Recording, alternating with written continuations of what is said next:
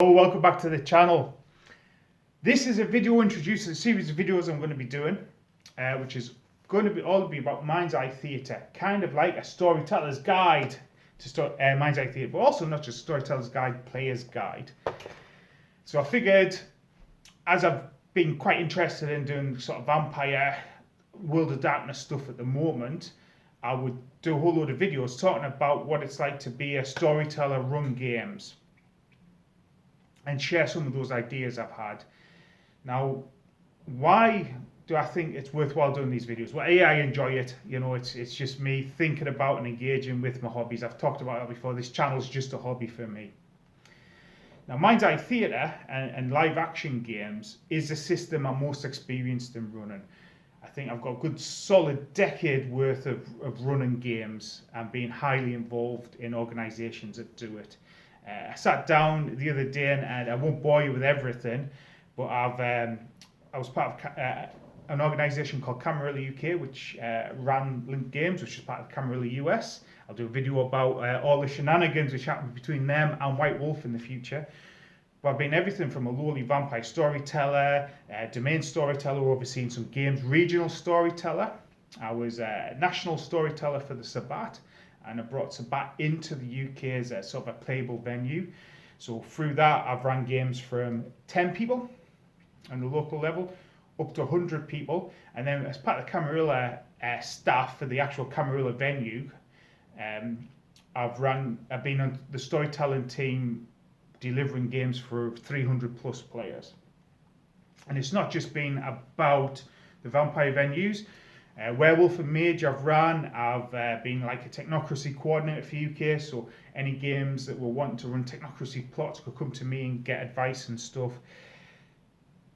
So yeah, so loads of experience on that side, but also independent games as well. I've done Sabbat independent, I've also done Dark Ages independent, and actually I think the Dark Age game I did is one of my favourite games as a storyteller. Players got into it. We had some pretty good costuming for the sort of pub venues, and yeah, it's a great experience. Lots of people still talk to me about that. And I've also played in loads of games. So apart from all the Camarilla stuff, independent games, from university one-shots at Sunderland University, Daughters of Twilight games. Glasgow's had 3 independent games over the years, and I've played in those as well. So yeah, loads of experience to share with you. The other thing I've got me thinking about it was, I think the Mind's Eye Theatre system is a great system for running online games. So during lockdown, I had V5 and I started running some webcam games. So all the players are on a webcam. Just a simple Facebook Messenger video chat. It doesn't need to be more complicated than that, or Zoom. And the first games we ran, we were using the V5 system because we wanted to see the hunger mechanics and stuff working and sort of really see what the new system was offering. And there's lots to like about V5. Again, the other videos about that as well coming. Lots of videos, loads of ideas.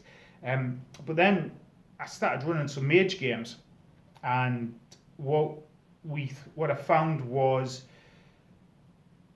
with the previous webcam with dice pools, we didn't really have a dice rolling camera and stuff, so we were rolling off scene, so it kind of dissipated the tension. But what I thought was, Mind's Eye Theatre, you're doing tests. So whilst we're not doing physical stone, scissors, paper over the webcam, we could, but there might be a delay. We would hold up a card and flip it around to stone, scissors, paper on the system, which meant that it was a lot more interactive with players and stuff. And just Mind's Eye Theatre is, like I said, quite a simple system to get your head around a run. So that also supported webcam play. And also, as we come out of lockdown and people start doing stuff, role-playing is having a renaissance, sort of physical role-playing. Certainly D&D is the big game in town, but a lot of places are also doing vampire games. There's loads of like gaming cafes and stuff opening up and doing different role-playing nights.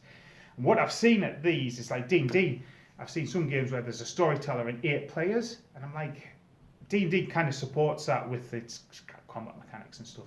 But actually, if you've got like 8 players, you could run a live game. So if you had a table with 8 players around it, why not think about expanding into a live game? And I know One World by Night, which I think is a current franchisee holder for the Mind's Eye Theatre books. I've still not got my hands on one, but I hopefully will pretty soon. I've had to flick through the PDF. That's a segue. Hopefully they'll start doing some stuff. Obviously they've got their big kind of LARPy things to do weekends, but yeah, maybe even yourself, you are inspired to get on board and run some games. Easier than you think. So by doing these videos, I'm hoping that you'll be inspired to maybe do stuff, take some learning. Maybe even say, Uncle Cthulhu, you don't know what you're talking about. You're just a crazy old man. That's an equally fine opinion to take as well. But yeah, so a series of videos. Now, these books will have storytelling chapters and will have paragraphs talking about how to do downtime, set a venue and stuff. But sometimes that doesn't always cover the physicality, the actual doing a thing rather than just the theoretical thing. So hopefully I'll cover loads of those. So videos are coming up like a venue, what to think about when booking your venue. There'll be videos on costuming, there'll be videos on how to do downtime, how to run a feeding campaign. Loads of stuff that I've done and experienced that hopefully will inspire you. You don't have to copy it verbatim. Certainly I think as a storyteller you should always take ideas and make them your own. The storyteller is Prince, just a Prince in a circle, whatever, of their game. And never be afraid to change things up, hopefully is the big through line of all these videos. The other thing we'll be doing is a series of player tips. Some clans might be easier to play than others, and I'll throw all that in, but also probably is what some of you sign up for as well, war stories, kind of what's happened, game stories that's occurred during the years, both good and bad, and everybody loves hearing a bit about drama and stuff as well, so I've got loads of those to share.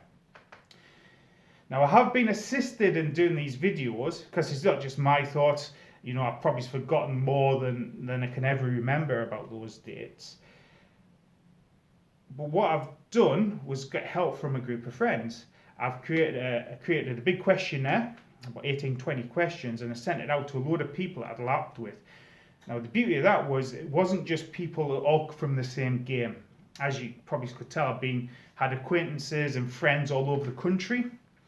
So I've been able to send that out both independent and from the Camarilla and get their experiences about it. And that's helped me think about and structure some of the videos and just give me some thoughts and a few ideas to deep dive or some things I might not have thought about, for example, with a venue, like booking a venue. For some people, some features might be more important than for others. So yeah, tied all that in. And what was really interesting about that is, I mean, I LARP in 97 was when I started, when I was at university. And I sent these questionnaires out, and two of the first questionnaires came back were friends I made when I was at university doing live role playing.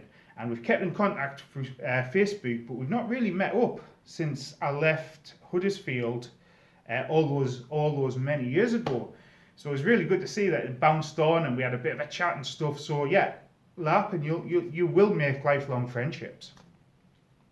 And I know people who's made lifelong relationships as well out of it. So yeah, so with that, I'd like to thank a few people. Some people wanted name and some people didn't want to name, so I'm going to name the people who wanted naming. So Lewis, Cameron, Derek, Ben, Gordon, Lee, David, and a whole load more. Spare you for second names. But yeah, thanks for everybody that's got back to us, and actually thanks for everybody that I've met and laughed with over the years. As a storyteller, a game's is only as good as my players. Okay? If you don't have players, you don't have a game. That's a long and short of it. And you get the players you deserve. The amount of effort you put in, the amount of effort you'll get back. And as a player, I thank everybody that's ever been a storyteller, because without you, there is no game either. And the other players on the game make it a shared game world experience. And that's the beauty of LARP. We should go into it thinking it's a collaboration rather than a conflict. PvP, player versus player, should always be encouraged, but it really should be character v character, and the player v player stuff's kind of out of game stuff. You should all be pals, building stuff up, should trust each other, and have fun while you're doing it. But anyway, I've waffled enough. Look out for the other video. Like I said, I've got loads coming, dropping, maybe it's 2 a week at the moment. They're all lined up, ready to go. And I look forward to chatting to you more about it and hearing your thoughts on the stuff I talk about as well. But anyway, I hope you're having a great time at the moment. I know I certainly am, so that's bye for now. Bye bye.